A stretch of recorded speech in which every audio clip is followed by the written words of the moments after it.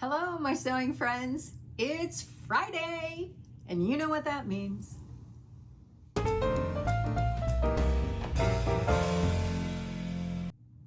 I'm Jen, and this is the sewing room that got a whole lot of action this week. I was pushing to meet the deadline for Project Dress a Girl, which was started by Madi at Madi Sews. And I made 8 dresses, and one does not have a label. So if you are making dresses for that project and you don't have labels, go ahead and just send them to Madi and she'll put the labels on for you. It is a wonderful, wonderful way to give to an organization that provides dresses for little girls that otherwise might never get one. I love sewing for little girls. I loved sewing for my little girls when they were little. It's just such a pleasure. And although I was in here a lot, it was so much fun. And I tried out some techniques that I had not done before. And so you can check out my video up in the cards. There have been vloggers doing videos about this project almost every day, and also ones from Madi almost every day. So check those out. Check out the hashtag, and also check out the hashtag over on Instagram. Amazing, all the little dresses. I am only aiming to get 2 things done this week. Not trying to be ambitious. Really, taking it easy. One is the dress that I made for the Sew Your Name challenge, which was a challenge in August that happened, and it was started by Michelle of Michelle Sews Again, because she has these great ideas for challenges on Instagram and YouTube. I'm always glad to do it because they're so inventive and smart. Okay, so this is the Jenny dress, and it is, I think you can find, who made this one? I think it's Sis Boom, I think it's called. I'll link it below, but I made it from a microfiber sheet, and it is beautiful. And I made it, and I didn't love the fit, so I redid it, and now I do love the fit, but I thought, why did I not put pockets in that? So I have gone in and, let's see, where is it? Pulled the side seam, kind of released a little bit of it so I can put some side seam pockets in there. No big deal, it'll take me, I don't know, 30 minutes tops. But I save all my scraps. Oh, this is made from a microfiber sheet, which is very lightweight and not hot here in the climate where I live. You know, I know it's almost October and we're still having 90-degree days with like 89% humidity. But anyway, I needed some scraps. I still need scraps to make these pockets. And I save all my scraps, as you can well see right here. Oh my gosh, I just got to get control of that. But you know what? I save everything because inevitably I'll need to go back and have a scrap from that project that I need to use. I'm not sure it needs to be as extreme as this. Isn't this so cute? This is a frog print from KP Kids, and I made dresses out of this when the girls were, gosh, how old were the twins? They were like 4. They're 30. Oh my gosh, 26 years ago. I've had this scrap that long.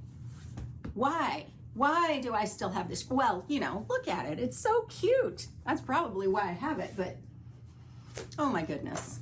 I've just got to get control of that whole big pile. I'm not sure how. If you have any suggestions, just let me know. Well, you know what? I went through the entire pile and I couldn't find this. So I must have used all of it and thrown away the little strips. This, you know, to be fair, the scraps I save these days are big. Like they're big enough to make something else out of. So I'm just, you know, keep that in mind when you suggest things to me. So that's that. I'm also hoping to finish the Sew Your Name challenge dress. No, not Sew Your Name, Sew Your Birthday challenge, which I know you've seen this how many times now, but it got put on hold because I needed to get the Project Dress a Girl dresses done. This is Simplicity 3061. I'm making this one, and it is from 1959, the year I was born. And I'm making it out of this beautiful periwinkle crepe. Some of it is done, most of it is not. So I'm gonna finish that, and that is all the sewing. That's it. That is as ambitious as I'm going to get. One thing I want to do this week is go over to my kids' house. Two of my kids moved in together and they got a new apartment, and so I want to see the apartment. But I also have mentioned to them that I am sick and tired of this business that I have, you know, it skips a generation, this idea of loving to sew. Okay. I'm not buying it. I have 5 kids. You know, law of averages says that at least one of them would love to sew. Wouldn't at least one of them inherit that? You'd think. Well, anyway, one of them has a Bernina sewing machine. It's a newer one that my mom bought, gave it to me, and I passed it on to the kid.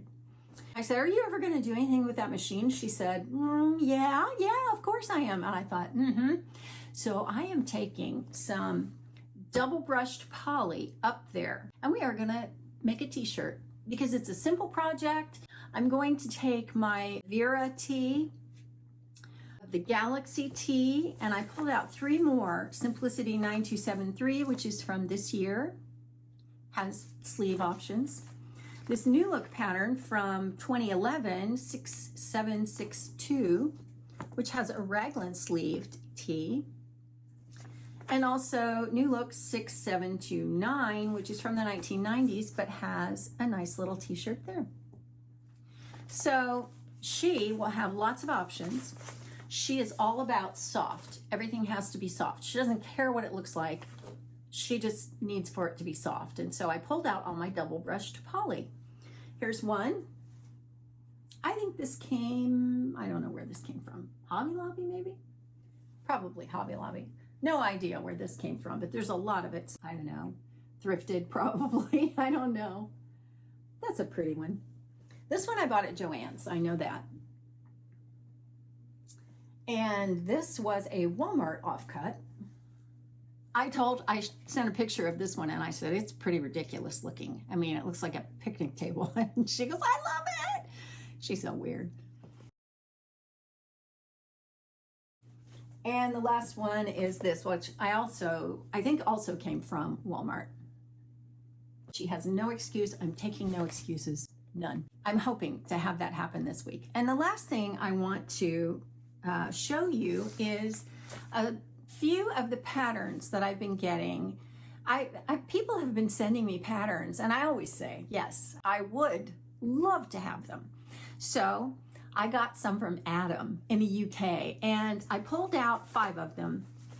And I'm not sure that these all came from him, but I know that 2 of them definitely did because they're British patterns.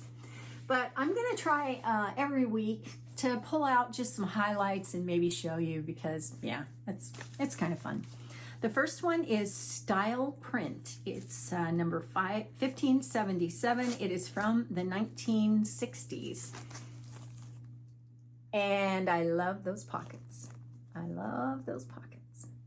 I just think it's so cool. And it's British. So yeah, Style Lines. This one is also British. It's from 1971. Butterick 6579. And what I love about this is the yoke on these pants. I think that is so awesome. Now, I'm not sure I would love the cuffs, but the rest of the pattern is actually kind of cool.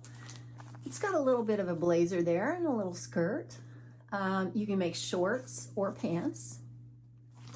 Yeah, I like that one. From 1995, this is See and Sew, which is a Butterick company, 3890. Look at this. 1995, what is that, 25 years ago? Tiered skirt and a vest.